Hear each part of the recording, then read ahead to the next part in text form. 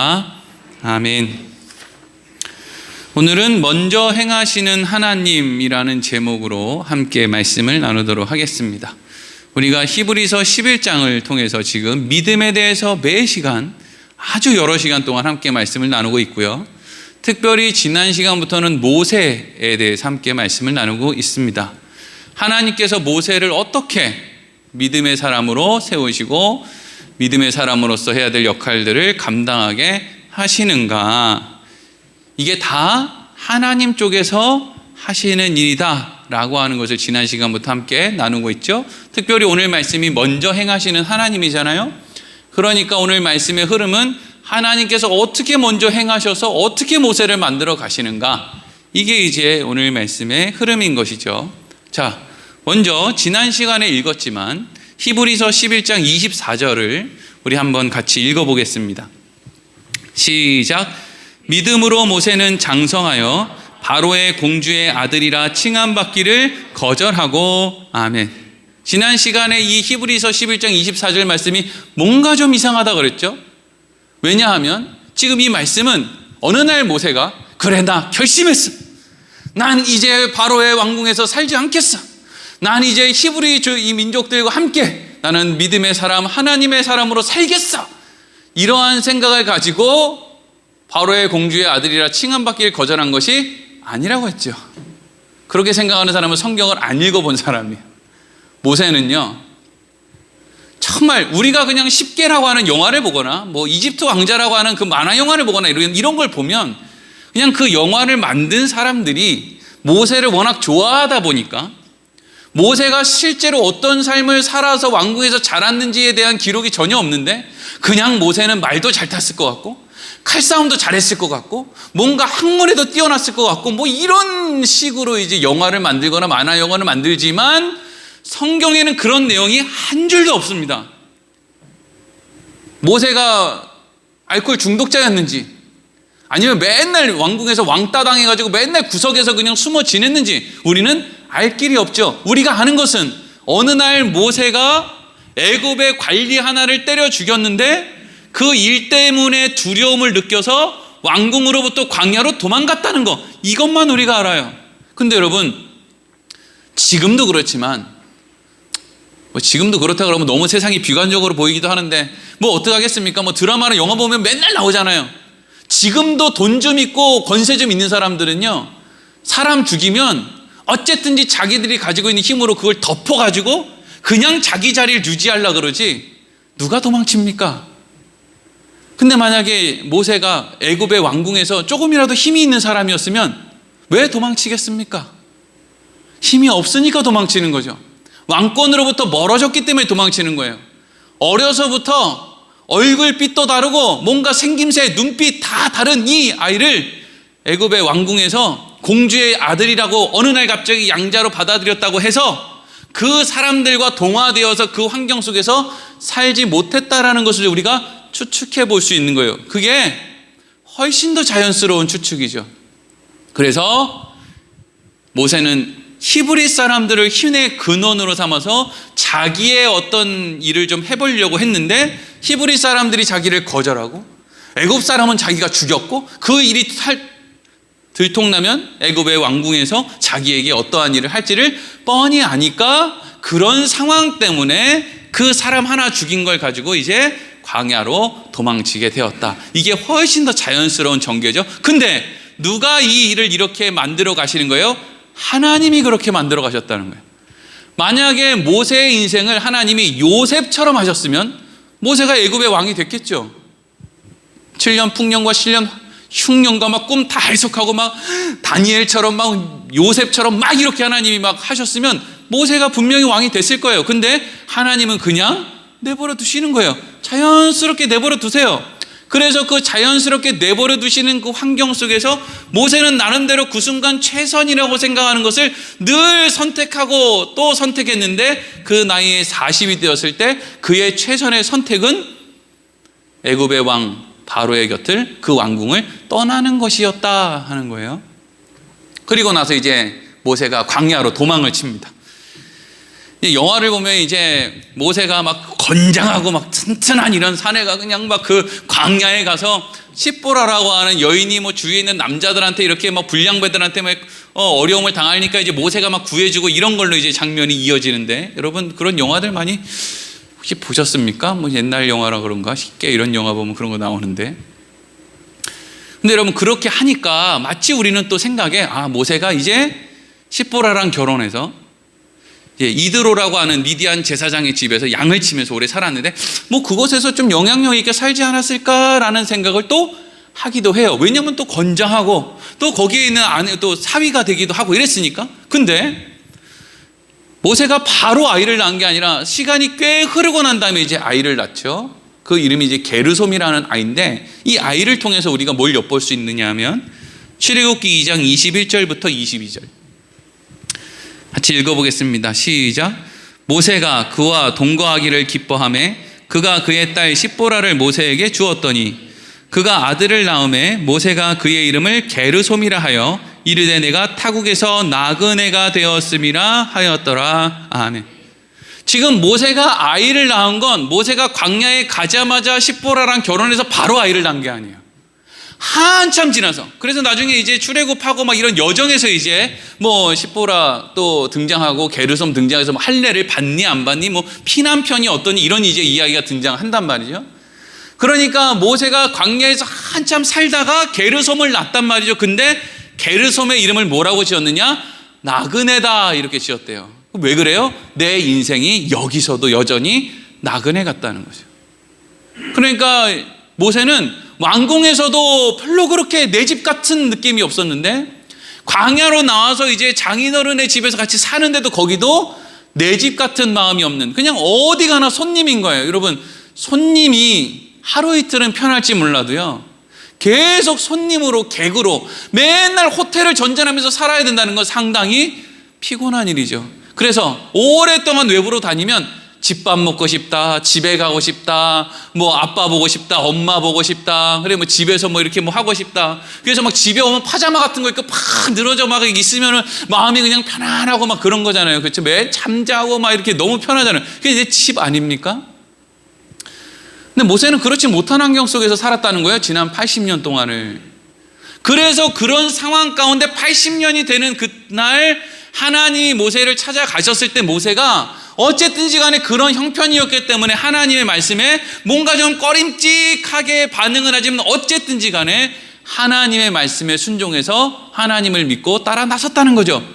만약에 자기 장인 이드로의 집에서의 삶이 너무나 편안하고 흡족하고 좋았으면 또 모르는 일이죠. 이게 더 시간이 걸렸을지 모르는 일이죠. 하나님은 실패하지 않으니까 어느 날 모세가 따라 나서기는 했겠지만 하지만 중요한 건 시간이 더 오래 걸렸을 거라는 거죠. 그래서 자, 지난 시간에 이런 말씀을 우리가 읽었어요. 히브리서 11장 25절 26절 같이 한번 읽어보겠습니다. 시작. 도리어 하나님의 백성과 함께 고난받기를 잠시 죄악의 낙을 누리는 것보다 더 좋아하고 그리스도를 위하여 받는 수모를 애굽의 모든 보화보다 더 큰 재물로 여겼으니 이는 상 주시는 이심을 바라봄이라. 아멘. 25절하고 26절을 보면은요 모세가 아주 대단한 사람처럼 보여요. 막 위인 중에 위인. 와, 어떻게 저런 선택을 할 수 있나? 상 주시는 이심을 바라보면서 어떻게 자기를 희생하고, 여기에서 그리스도를 위하여 고난을 받는다는 건 여기서 그리스도는 구원자, 스스로 구원자가 되어서 이스라엘 백성들의 구원자가 되어서 본인이 받아야 되는 모든 그런 수모를 모세가 받았는데 그걸 마다하지 않았다는 얘기거든요. 근데 생각해보면 모세의 삶을 출애굽기를 통해서 보면은 모세가 그렇게 순순하게 고난을 받지 않거든요. 모세도 불평하고 원망하거든요. 모세가 무슨 뭐 하나님이 주실 상을 생각해서 뭐 순종만 한 게 아니거든요. 모세도 불순종 많이 했거든요. 근데 왜 25절 26절은 이렇게 모세에 대해서 대단한 것처럼 이렇게 기록해 놓습니까? 원래 여러분 부모는 자식이 잘 되면 뭐라고 이야기하느냐면요, 내가 걔 아무것도 해준 게 없는데 걔가 어떻게 그렇게 잘 자랐는지 난 정말 모르겠다, 그렇게 이야기를 해요. 제가 어렸을 때 교회 가기 싫어가지고, 여러분 너무 교회 가기 싫어하는 애들 너무 나무라지 마세요. 제가 그애예요. 교회 가는 게 너무 싫어가지고 매일 교회 간다고 뻥치고 오락실 가고 딴 데 가고, 그래서 붙들려 오고 막 두드러 맞고 막 별걸 다 했거든요. 그러면 누가 붙잡았겠어요? 저 어머니가 저를 그냥 부지런히 붙잡아다가 이제 교회로 끌고 왔단 말이죠. 그런데 저희 어머니가 맨날 저한테 하는 얘기가 뭐냐면, 넌 네 혼자 큰 것 같아. 내가 너한테 한 게 뭐 있냐. 한 게 뭐 있긴 맨날 부지런히 붙잡았지. 한 게 많다고요. 먹여줬지, 입혀줬지, 학교 보내줬지, 그리고 말 안 들으면 때려줬지, 교회 갖다 앉혀줬지, 교회에서 무슨 행사하면 어쨌든지 바빠도 뒤에 와가지고 어떻게 한번 보려고 와서 하고 너가 최고다 이러고 인정해주고 박수 쳐줬지. 해준 거 많잖아요. 근데 제가 뭐 좀 이렇게 목사도 하고 이렇게 하니까 사람들 앞에 뭐라 그래요? 아유, 나는 제가 어떻게 컸는지도 모르겠어요. 아유, 나는 한 게 하나도 없어요. 나 맨날 먹고 산다고 바빴지 내가 제가 어떻게 크는지도 못 봤어요. 아니에요. 알고 보면 부모가 다 키운 거예요. 이게 여러분 지금 모세에 대해서 이렇게 기가 막힌 칭찬이 성경에 써 있는 이유는 모세가 허물이 없기 때문이 아니라, 모세가 허물이 있음에도 불구하고 결국 하나님이 그 모세를 하나님이 원하는 어떤 자리에 세워 놓으셨을 때 하나님은 그 모세의 인생의 과정들을 그냥 다 좋다고 하시는 거예요. 여러분이 예수를 믿으면 여러분의 이제까지 걸어온 인생의 여정들이 다 하나님 보시기에는 좋은 거예요. 우리는 부끄럽겠죠. 옛날에 말 안 듣고 사고치고 불신하고 세상으로 재미를 쫓아서 이렇게 살다가 뒤늦게 하나님 앞에 나와서 저 하나님 이제 믿어볼래요 이렇게 하는 게 우리 입장에서는 부끄럽지만 하나님 입장에서는 아니야. 여태까지 그런 모든 과정들이 내가 볼 때는 너무 아름다웠어. 넌 어떻게 네 힘으로 여기까지 왔니? 이렇게 칭찬하신다고요. 왜? 하나님이 아버지라 그래요. 우리 머릿속에 있는 인간 부모 아버지, 유한한 그 아버지라고 하는 단어가 갖는 그 한계 말고요, 진짜 하나님이 가지고 있는 그 아버지라고 하는 그 단어의 완전함, 그 아버지의 마음이 이렇게 우리한테 말씀을 하신다고요. 모세야, 너 진짜 훌륭하구나. 모세가 이러겠죠. 하나님 부끄럽습니다. 제가 뭐가 훌륭합니까? 제가 하나님이 주신 돌판도 그냥 막 화난다고 다 때려 부시고, 아유, 제가 막 열받아가지고 막 반석도 막대기로 막 2번이나 후드러 패고, 아유, 하나님 제가 뭐가 그렇게 대단해요? 아니야. 너 그거 진짜 잘한 거야. 훌륭한 거야. 그래서 네가 지금 여기까지 온 거 아니냐? 네 마음이 그래서 지금 이렇게 부드럽고 온유한 마음이 된 거 아니냐? 잘 온 거야. 이렇게 칭찬해 준단 말이죠. 근데 알고 보면 이 모든 것들이 다 믿음으로라고 하는 말로 시작되고 있지만, 사실 그 믿음으로라는 말이 하나님의 간섭으로, 하나님의 개입으로 라고 하는 의미가 된다 하는 거죠. 그래서 이제 오늘 말씀이 이제 또 이렇게 이어지는 거예요. 27절 읽어보겠습니다. 시작. 믿음으로 애굽을 떠나 왕의 노함을 무서워하지 아니하고 곧 보이지 아니하는 자를 보는 것 같이 하여 참았으며. 아멘. 자, 이게 27절하고 28절은 이제 애굽에서 떠나는, 출애굽하는 과정에서 일어난 일을 기록하고 있어요. 근데 잘 이해해야 되는 것은 이 앞쪽에 보면 믿음으로 애굽을 떠나 왕의 노여움을 무서워하지 않았다, 이 말은 모세가 애굽을 떠날 때 왕이 자기가 떠난다고 했을 때 자신을 공격하는 것을 무서워하지 않고 우리는 떠나겠습니다 라고 말을 했다는 걸 의미하는 거예요. 그리고 뒤에 있는, 그런데 이 모든 일들을 어떻게 그렇게 할 수 있었느냐? 보이지 아니하는 자를 보는 것 같이 해서 참았기 때문이다, 이렇게 기록하고 있어요. 그럼 이 말을 또 오해하면 이런 식으로 들려요. 모세는 참 훌륭하네. 하나님은 눈에 안 보이는데 마치 하나님이 눈에 보이는 것처럼 모세가 완전히 하나님을 믿었기 때문에 바로에게 가서 우리 민족은 이제 당신 나라에 있지 않고 우리는 이제 애굽을 떠나겠습니다. 처음에는 광야에 가서 예배하겠습니다. 나중에는 이제 우리가 애굽을 떠나겠습니다 라고 하는 말을, 사실 두렵잖아요. 바로는 보내줄 생각이 없는데 우리는 바로의 노예인데, 그러니까 바로의 소유인데 이걸 이제 내가 끌고 나가야 되겠다라는 말을 하는 게 되게 어려운 일이라고요. 근데 모세가 어떻게 이 일을 할 수 있었느냐? 보이지 않는 하나님인데 마치 보이는 것처럼 해서 참았기 때문이다, 이렇게 하는 거예요. 그러면 이게 모세의 믿음이냐? 사실 그게 아니라는 거죠. 하나님이 모세를 찾아오셔서 이제 처음에 어떻게 찾아오셨는지 다 아시죠? 떨기나무에 불이 붙었는데 불이 안 꺼지는 거예요. 이상하다. 1시간 전에도 타고 있었는데 6시간 전에도 타고 있었는데 저 불이 왜 안 꺼지지? 그래서 신기해서 가봤더니 거기서 이제 음성으로 하나님의 음성을 듣는 거예요. 나는 스스로 있는 자다. 내가 널 보냈다고 해라. 근데 여기서 이제 끊어지는 게 아니고요. 이 뒤로 하나님이 모세에게 훈련을 하나 시켜요. 무슨 훈련이냐면요. 막대기 훈련, 지팡이 훈련. 그러니까 막대기 지팡이 훈련이 뭐냐면 지팡이를 바닥에 던지면 이 지팡이가 뭘로 변할까요? 뱀으로 바뀌어요. 영화 안 보셨습니까? 오늘 집에 가서 한번 보세요. 쉽게. 그럼 이제 막 지팡이를 던지면 얘가 이제 뱀으로 변하고 꼬랑지를 잡으면 다시 막대기가 돼요. 제 생각에는 물론 성경에는 이제 한 번 한 것처럼 나와 있는데 제가 봤을 때 한 여러 번 했을 것 같아요. 왜? 하나님은 모세가 요만하다는 걸 알거든요. 모세 간이 그냥 요만해요. 우리 지르랑 별로 차이가 없어요. 그냥 간이 요만하다고요. 그러니까 그냥 지팡이 던져라. 어머나 뱀이 됐네. 꼬랑지 잡으니까 다시 막대기가 됐네. 요걸 이제 여러 번 하는 거예요. 왜요? 훈련시키는 거거든요. 막대기 훈련부터 시작하는 거예요. 처음부터 홍해 가르고 이런 게 아니라고요. 자, 그래서 이 말씀이 어디 있느냐? 출애굽기 4장 1절에서 4절 읽겠습니다. 시작. 모세가 대답하여 이르되 그러나 그들이 나를 믿지 아니하며 내 말을 듣지 아니하고 이르기를 여호와께서 내게 나타나지 아니하셨다 하리이다. 여호와께서 그에게 이르시되 내 손에 있는 것이 무엇이냐? 그가 이르되 지팡이니이다. 여호와께서 이르시되 그것을 땅에 던지라 하시매 곧 땅에 던지니 그것이 뱀이 된지라. 모세가 뱀 앞에서 피하매 여호와께서 모세에게 이르시되 내 손을 내밀어 그 꼬리를 잡으라. 그가 손을 내밀어 그것을 잡으니 그의 손에서 지팡이가 된지라. 아멘. 이게 지금 모세가 바로 앞에 서기 전에 지금 하나님하고 사이에서 지금 하나님 저 갔는데 그 사람들이 나한테 뭐라고 하면 어떡하죠? 그래 그럼 넌 지팡이를 던져라. 뭐 어렵나요 이거? 지팡이를 던져라. 뭐 대단한 설교하라 이런 게 아니에요.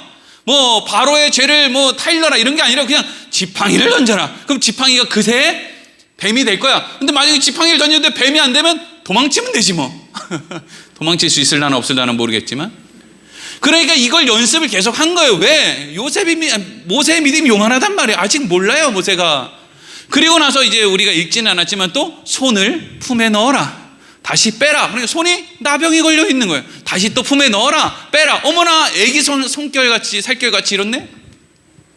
이 훈련을 여러 번 하시는 거예요. 그러니까 어느 날 여러분 결단하십시오. 믿음의 길 걸어가십시오. 너나 잘해라. 하나님이 이러실 거예요. 너나. 그 설교하는 너나 잘해라. 그렇게 되는 게 아니에요. 어느 날 갑자기 뭐 결단해서 되는 게 아니에요. 우리 인간은 그렇지 못해요. 하나님이 요만한 사이즈의 모세를 그렇게 키우면서까지 하나님은 정말 많은 일들을 모세를 통해서 하게끔 믿을 수 있도록 해나가신단 말이에요. 어느 날 갑자기 내가 완성되기를 원한다. 그럼 나는 오늘 죽었으면 좋겠다. 이거랑 같은 말이에요. 우리에게 주어진 인생을 통틀어서 하나님이 이렇게 만들어 가신단 말이에요. 그래서 실제로 이제 모세가 형 아론과 함께 바로 앞에 서요. 자, 거기서 어떻게 하느냐? 출애굽기 7장 7절에서 12절 읽겠습니다. 8절부터 12절 읽겠습니다. 8절부터 시작. 여호와께서 모세와 아론에게 말씀하여 이르시되 바로가 너희에게 이르기를 너희는 이적을 보이라 하거든 너는 아론에게 말하기를 너의 지팡이를 들어서 바로 앞에 던지라 하라. 그것이 뱀이 되리라. 모세와 아론이 바로에게 가서 여호와께서 명령하신 대로 행하여 아론이 바로와 그의 신하 앞에서 지팡이를 던지니 뱀이 된지라. 바로도 현인들과 마술사들을 부르매 그 애굽 요술사들도 그들의 요술로 그와 같이 행하되 각 사람이 지팡이를 던짐에 뱀이 되었으나 아론의 지팡이가 그들의 지팡이를 삼키니라. 아멘. 분명히 연습은 지금 모세가 던지는 걸 열심히 연습하고 왔는데 실질적으로 실전에 들어갔을 때 하나님이 모세 보고 막대기 던지라고 안 하죠. 어떻게 하래요? 형한테 시켜.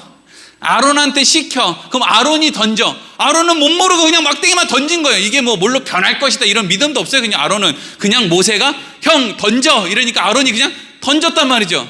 그러니까 어떻게 생각하면 모세는 지금 바로 앞에서 요거 던질 힘도 없는 거예요. 그냥 요만한 거예요. 그냥 아론 형 던졌더니 뱀이 됐다.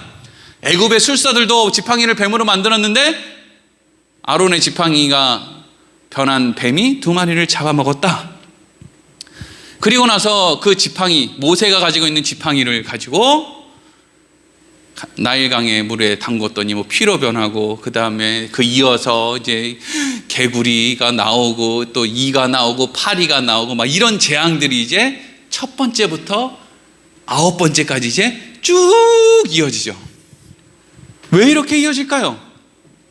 성경은 이렇게 얘기해요. 바로의 마음이 완악했기 때문에 이 재앙이 한 번에 해서 끝나고 이스라엘 백성들을 풀어주지 못하고 바로의 마음이 완악해졌기 때문에 이 9가지, 총 10가지의 재앙을 다 치르고 나서야 이스라엘 백성들이 출애굽하게 되었다라고 해요. 그럼 여기서 바로의 마음이 완악해졌다는 건 무슨 말일까요? 여기서 바로의 마음이 완악해졌다라는 것은 하나님이 바로의 마음을 꽉 붙들었기 때문에 절대로 막 그냥 뭐 이스라엘 백성들을 놓지 못하고 이런 게 아니라 그냥 바로의 마음을 하나님이 내버려 두셨다는 거예요. 그럼 우리는 이걸 어떤 사람은 이해 못한다고 해요. 아니 어떻게 첫 번째부터 9번째까지 재앙을 그렇게 눈에 막 나일강이 피로, 백마강이 다 피로 변한다고 한번 생각해 보세요. 막 개구리가 막 그냥 내 잠자는 데까지 막 그냥 농 열면 막 거기서 개구리가 나오고 막 이런다 생각해 보세요. 얼마나 끔찍해. 근데 그걸 다 당했는데도 불구하고 싫다는 거예요. 그럼 도대체 왜 바로의 마음이 완악해졌느냐? 그 핵심에는 뭐가 있냐면, 이게 우리가 다 공감하는 거예요. 바로의 마음을 우리가 공감하는 게 뭐냐면, 바로가 9가지의 재앙을 거쳐갈 때까지 계속해서 이스라엘을 붙들고 있었던 이유는 딱 한 가지 때문이에요. 돈 때문이에요. 그게 여러분 인간이 절대 놓치지 못하는 거거든요. 돈 때문에. 여러분 오늘 주일날 예배 안 드리고 장사하러 가면 1억 준다. 교회 몇 명이나 나올 것 같으십니까? 아주 당당하게 교회 안 나오실 거예요. 그렇죠? 예배는 다른 날 드리면 되지라고 엄청나게 많은 이유들을 다 갖다 붙이고 결론은 돈 벌어야 되겠다고. 1억이면 뭐야? 1,000만 원만 저는 1,000만 원만 해도 지금 거기 갈 것 같은데. 바로가 당장 눈앞에서 막 나일강이 막 변하고 막 개구리 나오고 막 그냥 우박 떨어지고 막 메뚜기 나오고 이럴 때는 이게 막 나의 것을 다 뺏어갈 것 같고 막 죽을 것 같고 힘들고 이렇게 하니까 알았어 이제 너네들 가도 돼, 내가 너희들 풀어줄게 했는데, 그렇게 얘기하고 나니까 이제 뭐가 보이느냐? 돈이 보이는 거예요. 몸이 아프고 내가 막 세상에서 어려움이 당하고 그래서 교회 나오고 내가 이제 예수 믿겠습니다. 하나님 제가 이제 하나님 좀 믿어보겠습니다. 내 힘대로 정말 세상이 안 되는군요. 이러고 교회 나와서 딱 앉으면 나 이제는 진짜 세상 진짜 싫어. 나 이제 하나님 말씀대로 살아볼래. 내가 최소한 내 주일은 지키고 내가 한번 살아보겠어. 근데 편안해진 상황 가운데서 이제 뭐가 손짓을 해요? 돈이 손짓을 하면 그거 못 버리거든요. 그건 그렇기 때문에 너네들 지옥 갈 줄 알아 이걸 얘기하는 게 아니라 그냥 그게 인간의 모습이라고 하나님이 가르쳐 주시는 거예요. 우리 대단하지 않다고요. 설교하는 저도 여러분도 다 대단하지 않다고요. 아마 저도 모르긴 몰라도 서울에 있는 어떤 큰 교회에서 목사님 소문 들었습니다. 제가 목사님 연봉을 1년에 100억씩 드릴 테니까 우리 그 몇만 명 모이는 교회 와서 담임 목사 좀 해주시죠. 그럼 제가 여러분 어떻게 하겠습니까? 저는 부요를 지켜야 되고 우리 장로님을 너무 사랑하고 우리 성도님들 너무 사랑하니까 나는 100억이나 많아 나는 그런데 절대 가지 않습니다 라고 하겠습니까? 반드시 저는 그럴 거예요. 반드시. 여러분 의심할 필요가 없어요. 저는 절대로 가지 않고 저는 부요를 단단히 지키면서 죽을 때까지 여기서 목회를 할 거예요 라고 여러분들에게 분명히 말씀드립니다. 왜? 그런 일은 일어나지 않거든요. 여러분들한테 인심이라도 따야지. 어차피 일어나지도 않은 일 때문에 뭐 한다고 인심을 잃어요. 저는 절대로 움직이지 않습니다. 돈 따라가고 그런 사람 아니에요. 하지만 여러분들 마음속 한구퉁이는 그런 마음이 있겠죠? 거짓말하고 있네. 온갖 핑계, 자식 교육 핑계, 무슨 부모님 병 핑계, 별 핑계를 다 내가지고라도 다 갈 거면서. 그게 여러분 우리의 모습이에요. 우리 아무것도 아니에요. 아무것도 아니에요. 정 빈털털이에요. 빈털털이.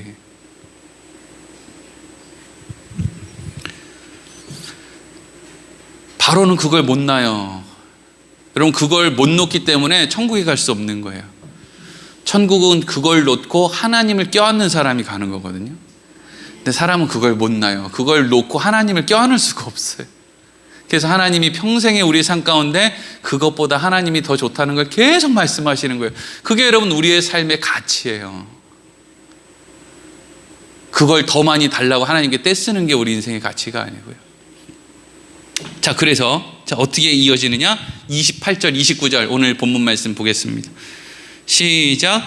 믿음으로 유월절과 피 뿌리는 예식을 정하였으니 이는 장자를 멸하는 자로 그들을 건드리지 않게 하려 한 것이며 믿음으로 그들은 홍해를 육지같이 건넜으나 애굽 사람들은 이것을 시험하다가 빠져 죽었으며. 아멘. 모세가 이스라엘 백성들에게 제일 먼저, 그러니까 모세가 바로를 만나자마자 너희들 장자가 죽을 거다. 그러니까 이스라엘 백성들을 따로 모아놓고 자, 이제 우리는 문설주와 좌우 임방의 어린 양의 피를 발라야, 그래야 우리는 마지막으로 그 재앙으로부터 우리는 안전하게 할 수 있다 라고 하는 게 첫 번째 시험이었으면, 첫 번째 재앙이었으면 이스라엘 백성들은 그 집에 문설주와 임방의 어린 양의 피를 안 발랐을 거예요. 지난 첫 번째부터 9번째까지 재앙이 있었고 실질적으로 그것이 일어나는 것을 이스라엘 백성들이 다 지켜봤기 때문에 자신의 집의 문에 그 어린 양의 피를 바른다는 게 바로와 자신들과의 관계 속에서 무엇을 증명하는 것인지를 분명히 알고 있는데, 선행되어지는 그런 일이 없었으면 어떻게 내 집 앞에 어린 양의 피를 바릅니까? 그게 무슨 뜻인데요? 나는 바로 편이 아니라 모세 편입니다. 이거를 지금 선택하는 건데 첫 번째 재앙이 그거였으면 분명히 그렇게 못했을 거예요. 근데 첫 번째부터 9번째까지 재앙이 실질적으로 모세가 선포한 대로 다 일어났기 때문에 모세도 당당하게 그걸 선포했고 이스라엘 백성들도 너나 할 것 없이 그것을 믿고 집에 있는 좌우 문설주와 임방에 어린 양의 피를 발랐다고요. 그러니까 그게 단순히 이스라엘 백성들의 각오와 결단 때문에 만들어낸 것이 아니라 하나님이 한 단계 한 단계 만들어내셨다는 거죠. 그리고 그 마지막 10번째 재앙에서 장자들이 다 죽는데 이스라엘 백성들의 장자들은 그 어린 양의 피 때문에 아무도 죽지 않았다라고 하는 그 10번째 재앙이 있었기 때문에 어떤 일이 있었다고 또 이어서 말하고 있습니까? 홍해를 건널 때 이스라엘 백성들이 홍해 앞에 섰어요. 엄청난 파도와 엄청나게 깊은, 도대체 이스라엘 백성들이 상상도 못했겠죠. 우리도 뭐 영화나 봐서 알지 그 상상이나 됩니까? 백마강이 갈라지는 것도 상상이 안 되는데 무슨 바다가 갈라지는 거를. 그러니까 째째하게 뭐 우리나라 저 서해안에 무슨 모세의 기적이라서 무슨 뭐 밀물 썰물 때 이렇게 찌끔하면 그냥 거기 갯벌을 이렇게 막 강강하듯이 건너가고 야 다시 갇히기 전에 얼른 돌아오자 이런 거 아니잖아요. 지금 엄청나게 큰 바다를 동풍이 불어서 그냥 어느 날 쭉 마른 게 아니라 동풍이 불어서 어마어마하게 센 바람이 양쪽으로 불어서 지금 엄청난 높이의 물 기둥이 지금 세워진 거란 말이에요. 그러니까 바람이 끊어지면 다시 원위치 되는 거예요. 지금 이 구조가 하나님이 모세에게 지팡이를 들어서 홍해를 갈라라 했지만 실질적으로 이스라엘 백성들의 눈으로 보았을 때 이 홍해가 갈라진 건 바람이 막 강하게 불었고 바람 때문에 지금 이 물 기둥이 서 있는 거예요. 그러면 바람이라는 게 여러분, 바람이라는 게 그렇게 끊임없이 불 거라고 여러분 믿음이 생깁니까? 그게?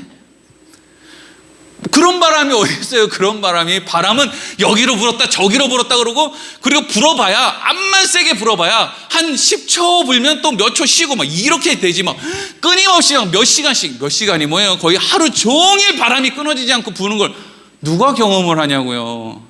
그러니까 이스라엘 백성들이 첫 번째부터 10번째까지의 그 재앙, 특별히 장자가 죽지 않는, 하나님이 우리는 죽지 않고 지키셨다라고 하는 그 재앙이 선행되지 않으면 그냥 우리는 너무나도 이스라엘 백성들이 걸어서 홍해를 건넜을 것 같지만 그거 걸어서 홍해를 건너는 것도 만만한 일이 아니란 말이에요. 바람이 뚝 끊어지면 바로 합체되는 거예요. 이거 어떻게 가냐고요. 근데 이스라엘 백성들이 하나님이 선행하는 어떤 일들이 있었기 때문에 지금 거기를 건넜다는 거죠. 근데 29절 말씀을 다시 보면 우리 다시 한번 읽어보겠습니다. 시작. 믿음으로 그들은 홍해를 육지같이 건넜으나 애굽 사람들은 이것을 시험하다가 빠져 죽었으며. 아멘. 이스라엘 백성들은 앞서 하나님이 하신 일들을 근거로 해서 그래 우리 가도 될 것 같아. 여기서 죽일 것 같았으면 10번째 재앙에서 우리 다 죽이지 왜 우리는 어린 양의 피로 살렸겠어. 가자. 이래서 어쨌든지 이제 간 거예요. 홍해 바다를 건넜다면. 근데 애굽의 군사들이 뒤를 이제 쫓아오는 거예요.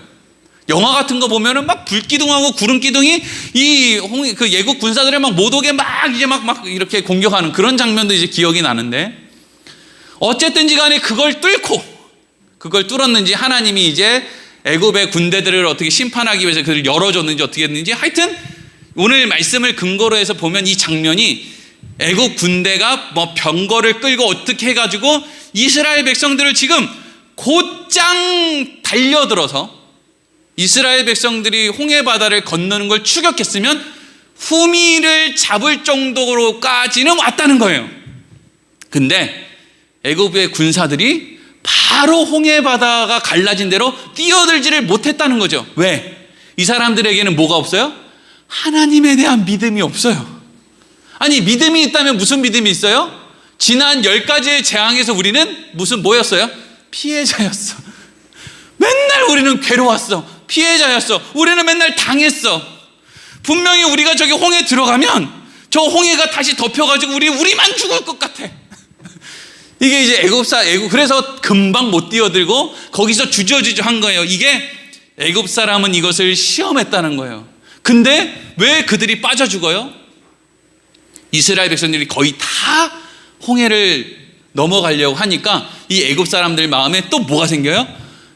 욕심.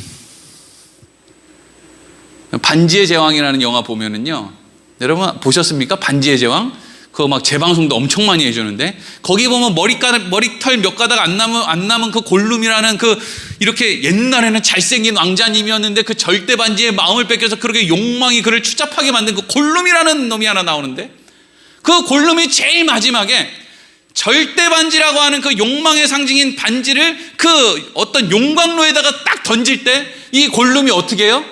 난 그거 가질 거야!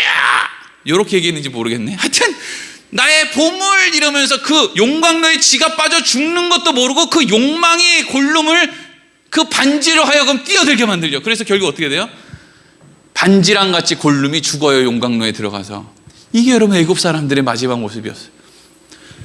그냥 보내주자니 저 돈덩어리들, 저 200만 명이 하루에 인형을 하나씩만 만들면 하루에 인형이 200만 개씩 나오는 저 노동력들, 저 돈덩어리들, 저거 보내는 것도 아깝고, 내 억울함, 분노, 이제까지 내가 당한 것에 대한 복수심, 이런 것들이 다 종합되어 가지고 처음에는 우리 들어가면 좀 어느 정도 이성적인 생각이죠. 자기들이 당한 게 있으니까. 근데 나중에는 그 이성을 자기들이 가지고 있는 욕망이 뛰어넘어 버리죠.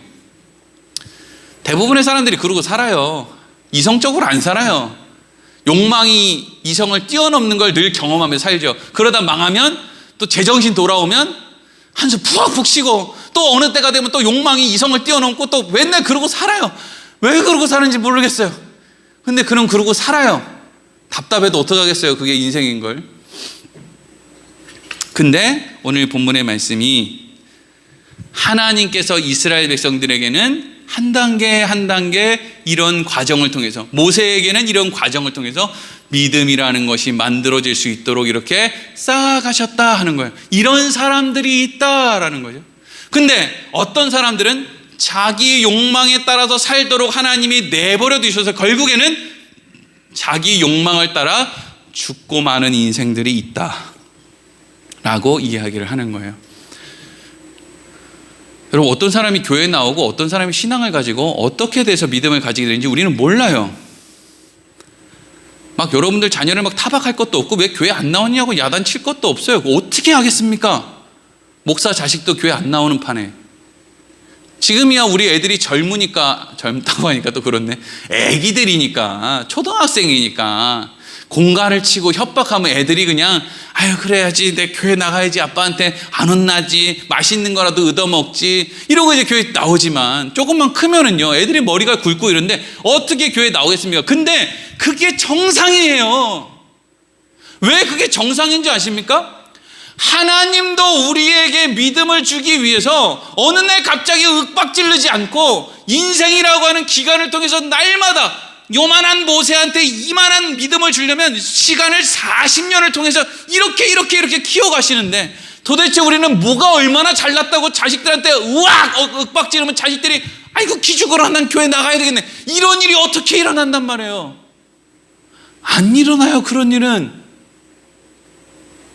그러면 이제 우리는 이런 생각이 드는 거예요. 이런 두 가지의 말씀이 서로 충돌하는 것을 이제 오늘 말씀을 통해서 해결할 수 있어요. 뭐냐 하면, 자, 에베소서 1장 3절에서 6절까지 말씀이에요. 같이 읽어보겠습니다. 시작.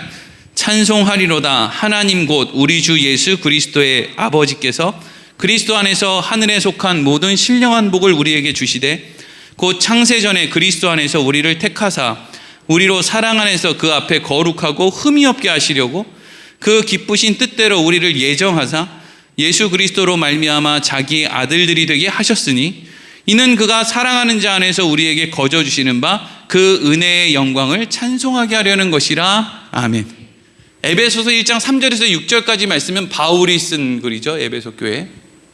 뭘 이야기하고 있어요? 우리는 태초에 하나님 우리를 예정하셨다. 기가 막힌 표현이에요. 우리는 하나님의 예정 속에 있다. 나는 구원받기로 예정되었습니다. 야, 이게 나 구원받았다라고 생각하는 사람들에겐 정말 기분 좋은 이야기인데, 지금 뭐 교회 안 다니고 막 세상에 있는 사람들은 아주 기분 나쁜 일이에요. 그럼 니네는 예정받고 우리는 왜 예정 안 해주는데? 그게 독선적이라는 거야. 막 이렇게 기분이 나쁘단 말이죠. 창세전에 하나님이 어떤 사람들은 예정하셨다. 그래서 신령한 복을 막 부어주신다. 공짜로 주신다. 왜 공짜로 주시느냐? 어디 가서 자랑 못하고 하나님의 은혜입니다 라고 얘기하도록 하기 위함이다. 이런 말씀을 보면, 와, 구원이라는 건 하나님이 예정하고 작정한 사람들은 하나님을 통해서 분명히 생기는 게 구원이구나. 그러면 우리는 어차피 하나님이 예정한 사람들이 구원받은 거니까 맨날 탱자탱자 놀고 내 마음대로 살고 함부로 살아도 결국에는 예정받은 사람들이 다 구원받으니까 나 그냥 내 마음대로 개판치고 살다가 죽기 전에 나 예수 믿어요 이러고 꼴까닥 죽으면 제일 이득이네. 요즘 젊은 사람들이 많이 하는 얘기로 개이득. 그렇게 살고 싶은 거죠. 대부분 그리스도인들이 그렇게 살고 싶죠. 야무지게 그러고 살고 싶은 거예요. 세상에서 재미있는 거 다 하고 돈 벌고 다 벌고 자랑질할 거 다 하고, 교회는 그냥 김장 담을 때 보쌈 했다 그러면 한번 가가지고 그냥 조금 겉절이 같이 해주고 보쌈 하나 집어먹고 하나님 나 왔다 가요 요거 하다가 그냥 죽기 전에 딱 이제 나 교회 예수 믿습니다 이러고 이제 죽고 싶은 거죠. 이제 여러분, 그게 아니라는 거예요. 뭐가 그게 아니냐? 자, 똑같은 사도 바울이 기록한 로마서 10장 9절에서 10절 뭐라고 하는지 보세요. 읽어보겠습니다. 시작. 내가 만일 내 입으로 예수를 주로 시인하며 또 하나님께서 그를 죽은 자 가운데서 살리신 것을 내 마음에 믿으면 구원을 받으리라. 사람이 마음으로 믿어 의에 이르고 입으로 시인하여 구원에 이르느니라. 아멘. 뭐 다른 사람이 썼어야 두 사람의 의견이 다르구나 이렇게 얘기를 하지. 똑같이 바울이 쓴 거예요. 에베소서랑 로마서. 근데 지금 하나는 창세전부터 예정된 사람이 구원받는다. 또 하나는 마음으로 믿어 의에 이르고 입으로 시인하여 구원을 받는다 이러죠. 그럼 도대체 이 두 가지는 어떻게 되는 거냐? 도대체 왜 이 하나는 예정되었기 때문에 정해졌다는 거고, 하나는 내가 마음을 움직여서 뭔가 내가 믿음을 마음으로 믿고 입으로 시인해야 된다는 것 같은데 이 앞뒤가 왜 안 맞는 것 같이 느껴지느냐? 핵심은 하나님이 우리를 물질로 보는 게 아니라 인격으로 봐서 그래요. 예수님이 그런 얘기를 하시거든요. 야, 내가 저기 있는 돌들을 가지고 아브라함의 후손으로 믿음의 사람들로 하나님을 찬송하는 자리로 세울 수 없는 줄 아냐? 그러니까 예수님의 말씀은 뭐예요? 저기 있는 돌, 물질 같으면 얼마든지 예수님이 명령해서 하나님 찬송하는 그런 일을 얼마든지 하게끔 만들 수 있다는 거예요? 없다는 거예요? 할 수 있다는 거예요. 나무가 막 갑자기 찬송을 부르고 막 하늘에 떠 있는 해가 막 갑자기 막 그냥 막 노래 이런 거 다 한다는 거예요. 근데 하나님이 우리는 무엇이기 때문에? 인격이기 때문에 그렇게 강제로 우리의 머리를 열고 믿음을 때려박지 않는다는 거예요. 그래서 어떻게 한다는 거예요? 우리의 삶 가운데 요만한 모세를 요만하게 만들기 위해서 몇십 년을 거쳐서 계속 이런 상황, 이런 상황, 이런 상황, 이런 상황을 계속 주는 거예요. 모세는 모르죠. 자기가 왕궁에서 왜 왕따를 당했는지, 왜 그때 하나님이 날 안 지켜주셨는지, 왜 그때 답답한 상황을 당했는데 하나님이 그때 날 왜 내버려뒀는지 모르죠. 왜? 그건 모세가 모자라니까 모르는 거예요. 하나님이 없어서 그런 게 아니라. 시간 지나고 보니까 와, 그때 내가 애굽의 왕이 됐으면 큰일 날 뻔했네, 이리로 가는 거예요. 하나님은 그럼 그걸 왜 하셨나? 왜 그때 침묵했나? 내가 요만하니까 이렇게 키워야 되는데, 이걸 강제로 머리를 열고 집어쳐 넣는 게 아니라 인격이니까. 누가 자기 자식을 머리를 열고 그걸 쳐 넣어요? 자식이 인격인데. 두드러 패는 것도 나이가 있지. 뭐 초등학교나 중학교 때까지나 뭐 좀 혼내고 윽박지르고 하는 거지. 사춘기 지나고 고등학교 됐는데 누가 애를 때려요? 때려서 대면 때리지. 안 되잖아요. 그거 때려서 되는 게 아니잖아요. 공갈치고 협박하는 것도 나이가 그게 있지. 나중에는 다 도망가고 없잖아요. 아무것도 안 남는단 말이에요. 그럼 어떻게 돼야 돼요? 인격적으로 돼야죠. 근데 그게 날 죽이는 일이죠. 부모 입장에서는. 부모 입장에서는 날 죽이는 일이라고요. 인격적으로 자식을 설득하는 일은 자식 앞에 날 죽이는 일이에요. 그래서 하나님이 우리 인생 가운데 우리를 설득하려고 하나님이 죽잖아요. 자기의 사랑을 확증하셨대잖아요. 예수를 십자가에 매달아 죽임으로 더 끔찍한 형벌이 없는 그 형벌로 하나님의 사랑을 확증했대요. 이게 뭐예요? 하나님은 속도 없다. 하나님은 미쳤다. 자식 살리는데 미쳤다, 이 뜻이에요. 그래서 태초부터 하나님의 예정 가운데 있는 사람의 삶에 하나님이 찾아오셔서 어떻게 한다는 거예요? 계속 설득한다는 거예요. 야, 너 그렇게 살면 되겠냐? 그렇게 살면 안 되지. 지난번에 너 실수했잖아. 이제는 그렇게 하지 마. 근데 여러분, 이걸 그냥 단순히 하나님이 우리에게 상황을 통해서 말씀하는 게 아니라 그때 보혜사 성령이 우리 옆에 오셔서 말씀하시는 거죠. 가르쳐 주시는 거예요. 야, 하나님이 너 지난번에 이렇게 도와준 거야. 하나님이 너 버리지 않아. 네가 싫다고 도망가도 도망간 그 자리에 하나님이 미리 준비하고 있어. 돗자리 펴놓고. 이걸 성령님이 가르쳐 주는 거예요. 여러분, 성령을 우리가 받았다고 해서 성령이 우리의 머리를 막 다 지배하고 이런 게 아니에요. 성령 받아도 다 죄짓고 살아요. 성령 받아도 다 말실수하고 또 그냥 뉘우치고 회개하고 이러고 산다고요. 왜요? 성령도 우리에게 인격으로 대하기 때문에 그래요. 그러니까 우리가 예수 믿는 사람에게 저 사람이 하나님을 인격으로 만나야 되는데 라고 하는 말은 무슨 기적을 경험한다거나 이런 게 아니라 하나님이 우리의 삶을 통해서 만나게 하는 사람들, 상황들, 이 모든 것들을 통해서 와, 하나님이 나한테 예수를 믿게 하려고 이러한 상황들을 다 준비해 놓고 시간의 제약 없이 죽기 전에 너 나 믿어라. 그게 네 인생의 목표다. 그러면 여러분, 그러면 진짜 하나님이 원하시는 목적은 우리가 죽기 전에 예수만 믿으면 되는 걸까요? 진짜 하나님이 원하시는 건 아니죠. 진짜 하나님이 원하시는 것은요, 우리가 얼른 설득되어서 하나님이 아버지라는 것을 분명히 믿고 어떠한 상황에서도 흔들리지 않는 아버지를 믿기 때문에 담대하게 당당하게 이 땅 가운데 살아가는 그런 멋진 사람이 되기를 원한다고요. 이건 예수를 믿으면 돈을 많이 벌어야 된다는 이야기 아니에요. 돈 많아도 얼마나 째째한 인간들이 많습니까? 참 째째해요.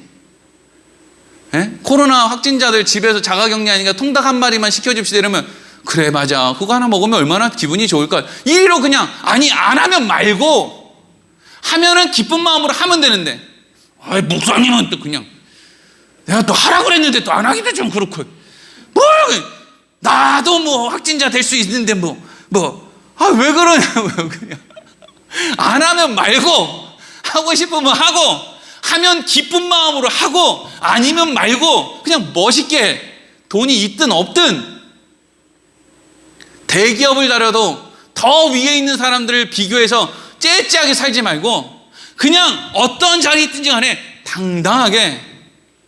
멋있잖아요. 여러분, 시골교회 목사는 멋있어질 수 없어요? 저기 서울에 있는 막 5만 명, 10만 명 모이는 그 교회 목사 만나면 맨날 어이 목사님 이래야 돼요? 왜? 그 사람들이 나한테 해주는 게 뭐 있는데 뭐 대단해서 그 사람한테 가서 우리는 맨날 이렇게 해야 돼요?